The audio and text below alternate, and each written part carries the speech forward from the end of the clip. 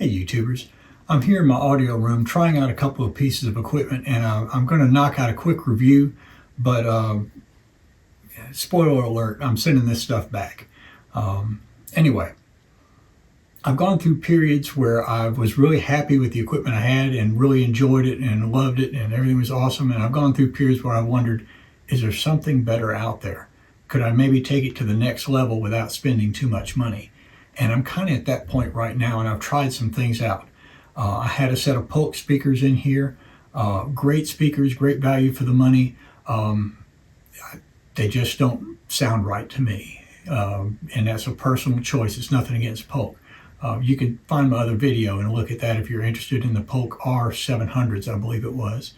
Right now, I've got a set of Martin Logan Electromotion ESLs that I've auditioned, and I like them. There's a lot to like about them, but I'm probably going to send them back because they're just not a great fit for me. I'm also trying out an NAD C399 amplifier and a CD player. I don't remember the model number on that. Also, great equipment, a lot to like about it, but it's just not what I'm looking for. And so I've been enjoying the audio equipment I had until these Accustat 2+2s came along and made me sort of rethink things and wonder if I could maybe make things even better. Now, these were made in the 80s, and they're 8 foot tall, and you see they're very thin, and behind them is a box with all the electronics that steps up the voltage to the 5,000 volts these electrostatic panels need. Now, a friend of mine had these. He bought them when they were new, and they had decayed to a pretty bad state and didn't work at all. One of them didn't work. The other one worked sorta. And he made me an offer on them I couldn't refuse, and I spent months rebuilding these. And I like them. They're neat. Some music, they sound incredible. Some music, they just kind of sound okay. And I think my biggest problem is these are just too much speaker for this room. You can't get back far enough away from them to get to the sweet spot. And so I've got these up for sale. I'm trying to get out of them what I've got in them. They've been, like I said, the electronics completely rebuilt, put new socks on them. That's the grill part. And they're back to 100% functioning. But they did get me electrostatic curious, which is why you see a pair of Martin Logan Electromotion ESLs in here. Like I say, some music, the electrostatic speakers just sound amazing.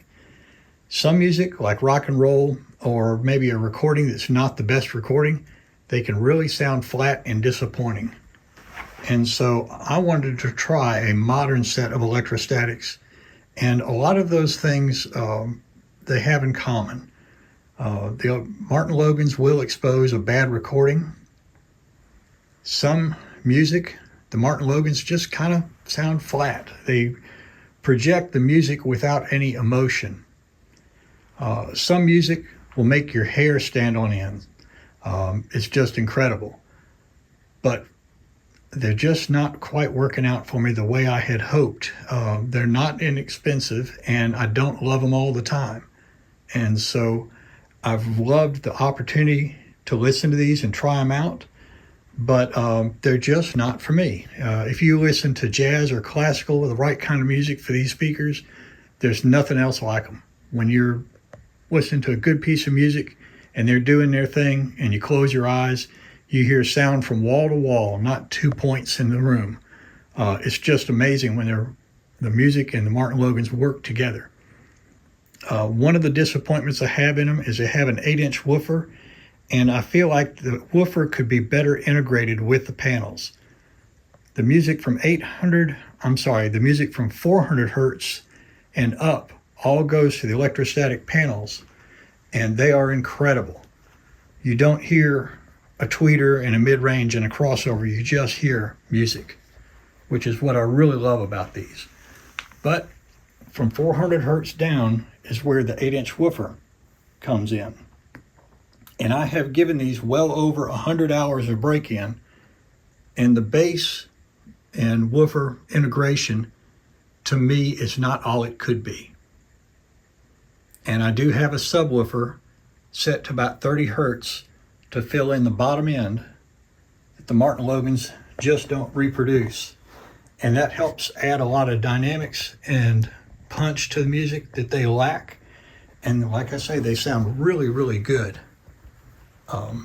They're just not for me. And so I will be sending these back to Crutchfield with a little bit of disappointment because I really wanted to love these speakers and I only liked them. One other thing I want to mention, Martin Logan has made an unusual choice on the connectors on the back of the speaker. As you can see, they will accept banana plugs, but they're push-in connectors that you put bare wire through the hole. And I haven't seen anything like that on audio equipment in 20 years. I don't know why Martin Logan chose those particular connectors. They're really sort of rinky-dink for a speaker at this price. Very disappointed in that. Otherwise, the build quality on the Martin Logans is top-notch. And like I say, with the right music, the sound is phenomenal. But they're just not for me, so they're heading back to Crutchfield. Okay, so here we have the NAD, or NAD. I'm not quite sure how you pronounce that.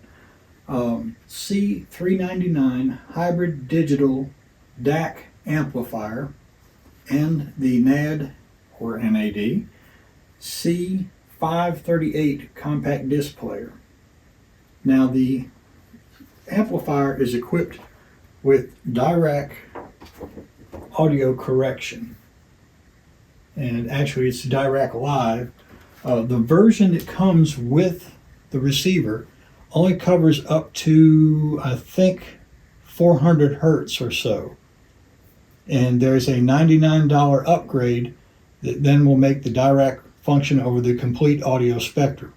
I highly recommend the upgrade. The NAD C399 packs a lot of technology and features into a single component. I don't believe it's rated at 160 watts per channel, which is pretty tremendous. It has multiple analog and digital inputs. I like that you can customize the front screen here and change the names of the inputs to whatever inputs you happen to be using. Oops.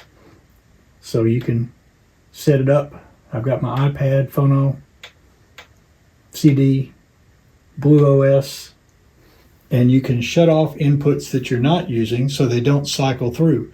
A lot of nice features here. I will say this, if you're an old school audiophile, you're probably not going to like this equipment because there's a lot of programming involved. The Blue OS and Dirac module is a separate plug-in. One of the things NAD does is they have two expansion slots inside the equipment, kind of like expansion slots in a computer where you can add features down the road. And that's a really nice thing to do. But the Blue OS Dirac module is a separate plug-in, and neither NAD nor the Blue OS module come with any real instructions. You get a quick start guide that's very basic, and you get a little one-page sheet explaining how to install, if it's not already previously installed, the expansion module, and that's it. Now when you go to the PDF online for the amplifier, you will see instructions on how to make various connections, and they sort of gloss over things and don't explain how to program things in and how to work some of the electronic features that have to be programmed in at all. After a good bit of looking on YouTube, I found a video that explains the Dirac, and even then it's not very clear. What you have to do after you install your amplifier and make all your connections, you have to put a Blue OS app on your smart device. It can be an iPad, an iPhone, or laptop, and you enable that. That connects to the BlueOS module inside the NAD and tells it your network connections. Of course, your device has to be on the right network, and allows the device then to connect to Wi-Fi. After that, then the Dirac software can be installed and loaded. I found a few quirks in this device and had to go through multiple resets before I finally got it to work. I had to reset the BlueOS module and the NAD to factory defaults, delete the apps, reinstall the apps, and restart the connection several times through the setup process. So if you're not a person who's comfortable doing that, I don't think this technology is ready for you yet. I think there's a way to go to make this more user-friendly. For instance, if I change the treble setting, and that's another thing, there are no knobs on here for settings. You go to tone control, treble. I turn that down a couple of dB before I set up the Dirac, and doing that here then caused the BlueOS app to crash because it showed me at a 0 setting. When I launched the BlueOS app, it crashed, and I had to restart everything and set this back to factory defaults all over again because I made a change on the front panel that the BlueOS wasn't aware of. So there's a lot here you have to deal with, and you may sit down thinking, I'm going to listen to some music, and an hour later you're still resetting things and reinstalling software. So I think there's some glitches to be worked out. From an amplifier standpoint, this thing is fantastic. Everything else works well. There's just too many little glitches in it for me. One of the things that my old equipment would do, you have a separate control here for the disc player and for the amplifier. And if on my old set, if I hit power on either one, it powered both of them up. Well, on this one, I have to press amp on, CD on. It's a minor annoyance, but it's just one of those things. This is not comfortable at all to use if you're listening to CDs. Your CD controls are way down here at the bottom, which I find very annoying, and you have to press CD and make those controls. You want to change your volume, you got to go back up to amp and change your volume, and then maybe you want to skip the next song, and it's just annoying. I think the remotes are a little poorly controlled, or poorly designed, I should say. I did try the Apple AirPlay. It works. I don't see it as being a feature that I would necessarily use. I bought this accepting some compromises. I would have preferred front panel controls instead of having to navigate a menu for a lot of the features. I would have preferred a phono section that supported a moving coil cartridge. I would have preferred an amplifier with an AB speaker switch. This has connections for 2 sets of speakers, but they are always on all the time with no way to select between A and B speaker sets. So there's a lot of features I would love to have seen in this, but I bought it for the Dirac thinking that would be really neat. And I found the implementation to be very difficult. And then once I got it working, I took 17 sound measurements using the included microphone. And I did this with my subwoofer plugged into the sub output on the NAD so that the Dirac Live could control the integration between my main speakers and the subwoofer. And I tried that with the Martin Logan speakers and my Omnisound speakers.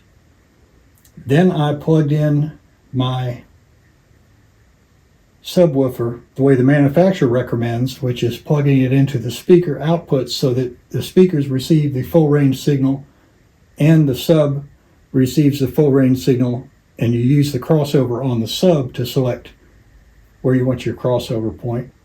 And I went through the whole Dirac thing again, 17 different measurements, and I used all those combinations. And in every instance, the Martin Logans with no Dirac sound correction sounded better than they did with the Dirac sound correction, with the subwoofer hooked to the amplifier as a line out and with the subwoofer hooked to the speaker connections on the amplifier. In both instances, the Martin Logan sounded better with Dirac turned off. I did the same thing with my old speakers and came to the same conclusion. I really liked the ability to control certain frequencies, which I would love to show you, but I found another glitch in the Dirac software. I saved each of the projects. Not only are they uploaded to the amplifier so they can be implemented, but I saved them to the laptop. And now, no matter what project I select, I try to open it and I get the same error message. Could not restore project from the file. The project was created for a different device configuration. That's not true. I did all these yesterday, and today I can't open them, so there's no point in saving your project because you can't get to it later. So the Dirac, I think, has a lot of potential. I wish there was an option in there to just take a single reading at the listening position, see what the response curve is, and use the parametric equalizer to adjust down any high points without going through all of the other sound processing that takes place. Because for me, at least, all the other sound processing that takes place in Dirac sort of sucks the life out of the music and makes it sound very two-dimensional.